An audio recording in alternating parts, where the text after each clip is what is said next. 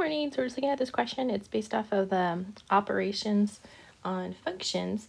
And so what we have here is a function that is defined as just the set of points. So we have function f is only made up of those 6 points. And we have function g, which is only made up of those 4 points.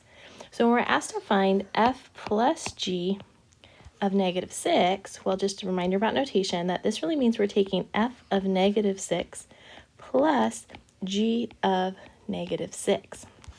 So f of -6 means I need to go look at my f function. So I'm going to go look up here.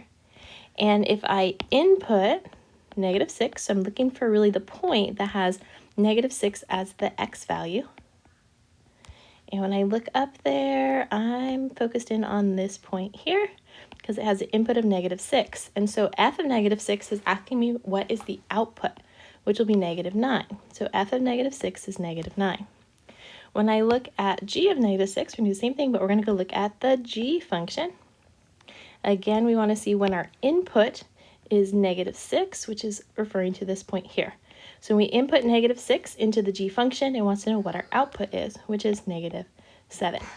So we add -9 plus -7 together, and you can see right here, that's what they have, which equals -16. So hope that makes sense.